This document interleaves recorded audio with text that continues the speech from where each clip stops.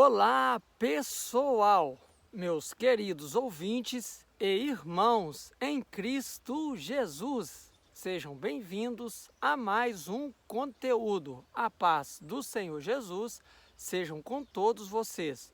Eu venho aqui nessa tarde de domingo, do dia 11 de agosto de 2024. Ontem, 10 de agosto, né?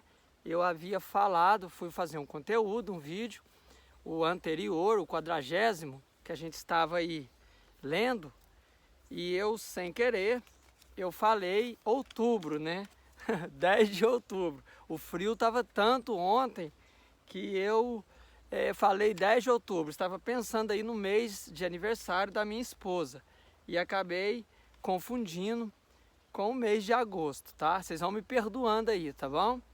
Pois então, 11 de agosto de 2024, tardezinha de domingo, já quase 2 horas da tarde, e eu estou aqui no Jardim Botânico. Eu vim trazer para vocês mais um conteúdo, 41º vídeo, tá?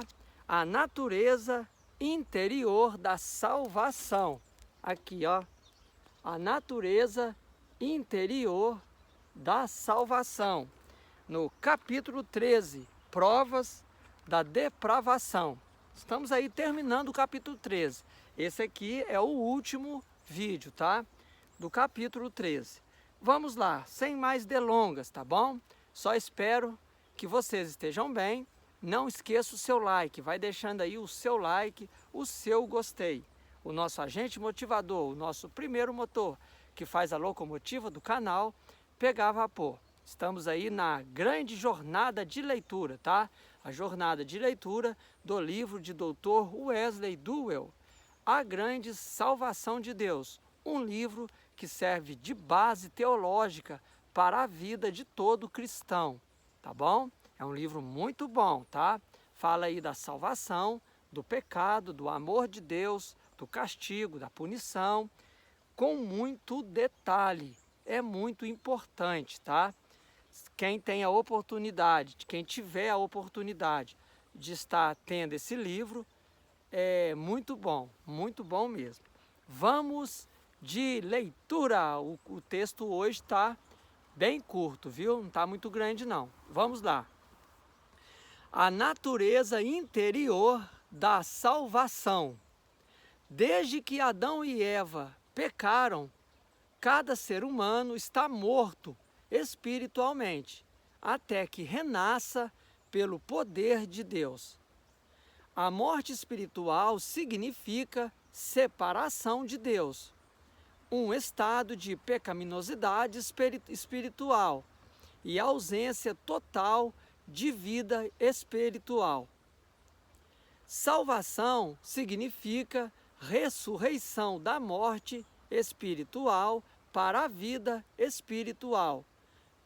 Evangelho de João, capítulo 5, versículo 24, e Romanos, capítulo 6, versículo 4, 1 João, capítulo 3, versículo 14. Consiste no nascimento de uma nova criatura. 2 Coríntios, capítulo 3, versículo 17. O fruto do Espírito vem de dentro, da mesma forma que os atos da natureza pecaminosa. Gálatas, capítulo 5, versículo 19 a 23. O resultado da salvação serão fontes de água viva fluindo do íntimo do ser, providenciadas pelo Espírito Santo. Evangelho de João, capítulo 7, do versículo 38 ao 39. A obra de salvação que transforma a natureza pecaminosa em natureza santa é um trabalho de lavagem. Tito, capítulo 3, versículo 5. E purificação. Salmo número 51, versículo 7. Mateus, capítulo 3, versículo de 11 a 12, Atos, capítulo 15, versículo de 8 a 9, Hebreus, capítulo 10, versículo 22 e 1 João, capítulo 1, versículo 7. Esta é uma forte prova bíblica de que nossa natureza é pecaminosa, até que Deus nos limpe através da obra do Espírito Santo, pela aplicação do sangue de Cristo. A obra de Cristo é um batismo interior de fogo que queima o joio e a impureza de nossa natureza. Veja Mateus capítulo 3, versículo de 11 a 12, Romanos capítulo 12, versículo 2, 2 Coríntios capítulo 5, versículo 17, 2 Coríntios capítulo 7, versículo 1, Efésios capítulo 4, versículo 22 a 23, Efésios capítulo 5, versículo 25 a 26, 1 Tessalonicenses, capítulo 5, versículo 23, Hebreus, capítulo 12, versículo 14, Hebreus, capítulo 13, versículo 12 e 1 João, capítulo 1, versículo 7 e versículo 9. Amém, meus queridos? Glória a Deus! Olha que tanto de referências bíblicas, sobre aí a questão da impureza de nossa natureza, né? O batismo interior de fogo que queima o joio e a impureza de nossa natureza. Vocês viram aí que tanto de referência, né? Pois então, pessoal, eu deixo aqui o 41º vídeo, tá? A natureza interior da salvação. É como eu disse, né? Aqui falou do fogo que queima o joio e a impureza de nossa natureza. Isso aqui é obra do Espírito Santo, tá? Isso aqui é só o Espírito Santo exerce esse poder de estar aí limpando a natureza, essa natureza pecaminosa do homem, né? A gente pode perceber que lá em Levítico, no capítulo 6 e no versículo 13, está escrito que o fogo do altar ele não se apagará, né? E aí passamos aí um tempo, o povo hebreu fazendo aí as festas de Pentecostes, né? Que era no templo, no santuário, e aí veio em Atos capítulo 2, versículo 4, a se manifestar como grande avivamento para os homens, né? Dentro do homem, o Pentecoste, o avivamento, esse fogo que queima, veio aí a ser trabalhado dentro do homem. Aí a gente entrou aí no período das trevas, depois de Atos 2, versículo 4, né? Que essa passagem aí do avivamento. Aí entramos no período das trevas. Nós vamos estar aqui, eu vou estar aqui, estou até divulgando o livro. Nós vamos estar começando a grande jornada de leitura, né?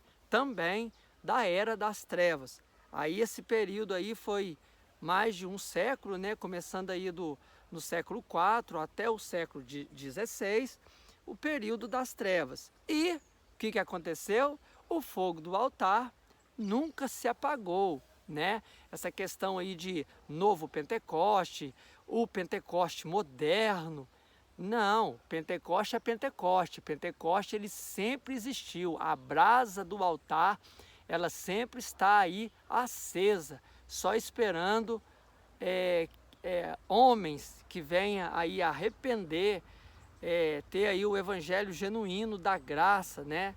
Pessoas berianas que têm o prazer na lei do Senhor, que confessa, né? Que tem arrependimento genuíno, entrega a sua vida a Jesus Cristo com verdade, com integridade, vem aí a receber da parte de Deus, né? Através do Espírito Santo, esse Pentecoste, né? Que aí, o que acontece? Tem até uma história aí, né? Que a gente vai contar que o fogo se manifestou. Esse fogo do altar que ficou aí aparentemente apagado, mas não estava, né? Essa questão de falar que o Pentecoste nasceu. Inclusive tem um vídeo aí atrás que eu falei que o Pentecoste ele nasceu novamente. Não, o Pentecoste eu posso ter errado em falar isso. Na verdade, o Pentecoste, ele sempre esteve presente, o Espírito Santo está aí às portas, esperando que alguém a abra para que ele possa entrar e exercer o poder na vida da pessoa, o óleo da alegria que não se apaga, as curas de enfermidade, né? A alegria de estar no Senhor, o verdadeiro Pentecoste, né? O avivamento, as curas, manifestações espirituais na carne, né? Isso é maravilhoso, isso é grande demais, né? Para nós. Então, parece que foi Charles Parham, né? Que foi o pregador aí, que orou com imposição de mãos sobre uma senhora chamada Agnes Osman, né? Lá na rua, é a primeira pessoa que falou em línguas estranhas, lá na rua Azusa, em Los Angeles, né? É isso mesmo? Rua Azusa, em Los Angeles, Califórnia, liderada por... Não, estou fazendo isso, o avivamento da Rua Azusa foi um evento cristão, do pentecostalismo, né? Recém-formado, que se deu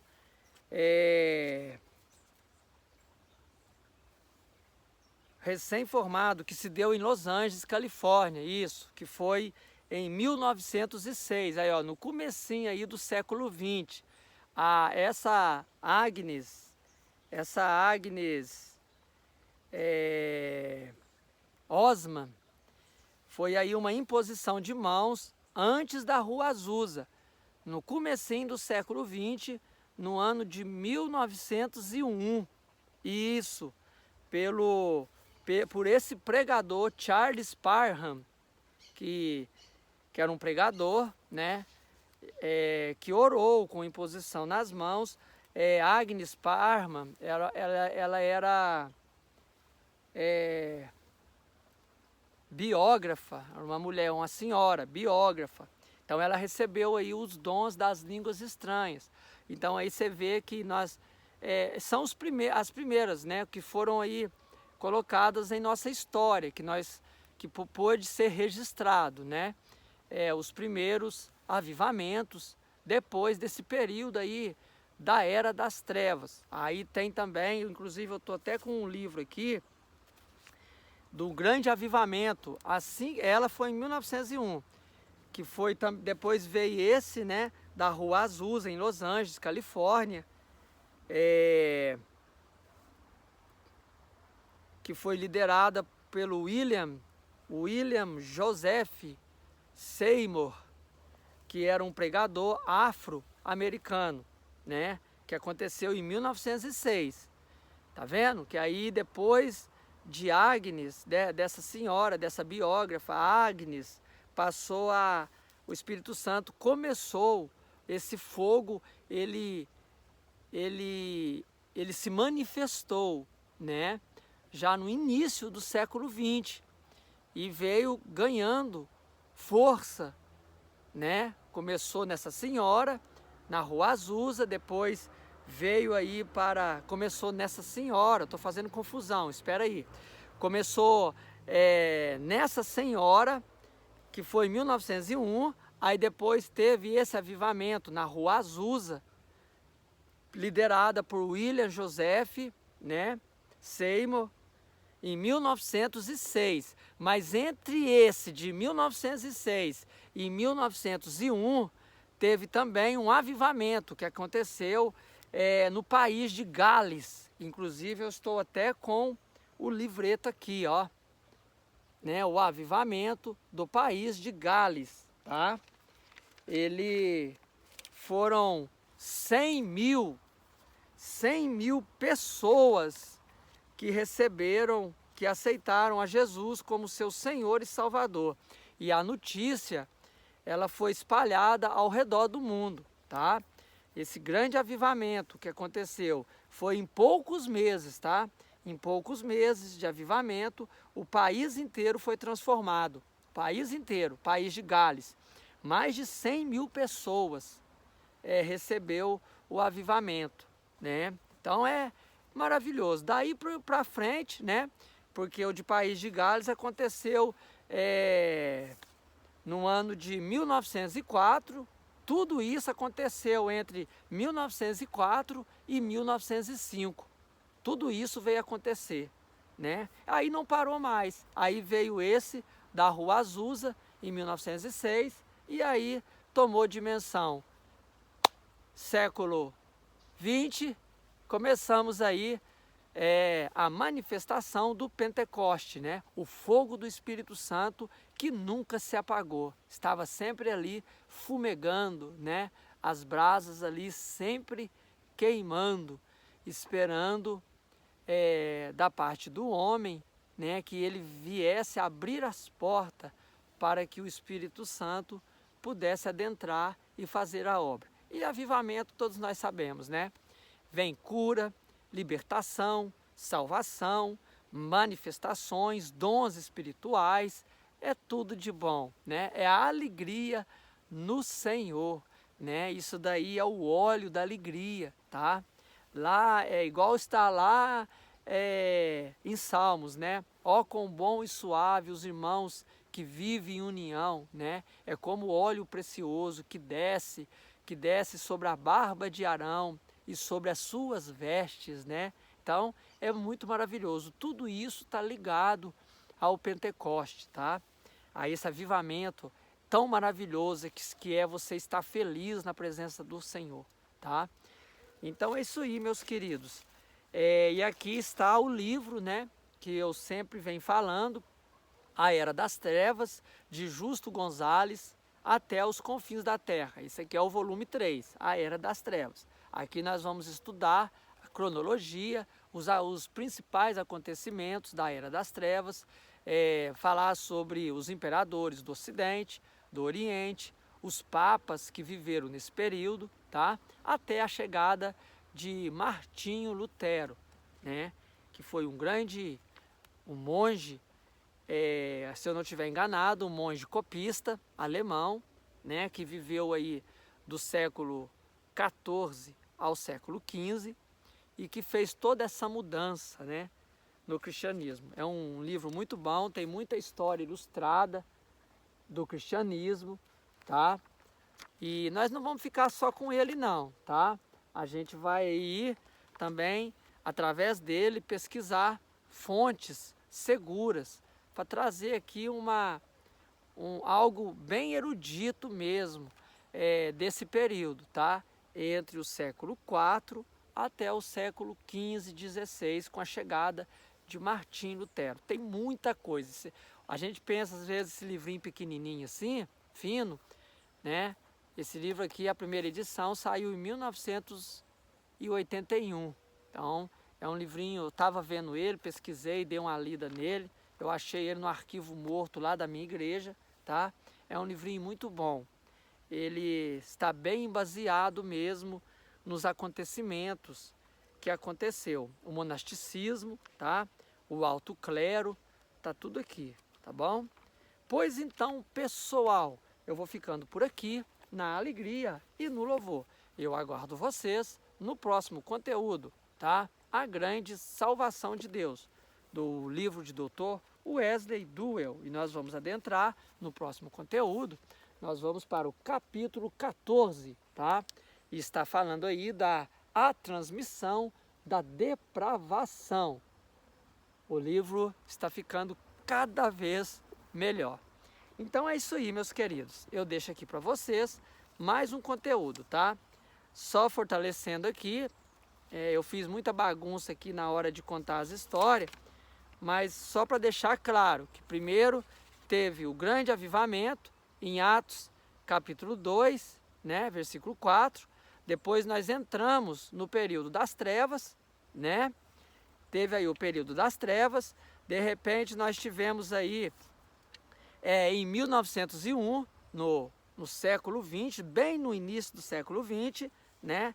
A primeira mulher que orou em línguas, Agnes Osman, pelo pregador Charles Parham, né? E depois aconteceu o que aconteceu.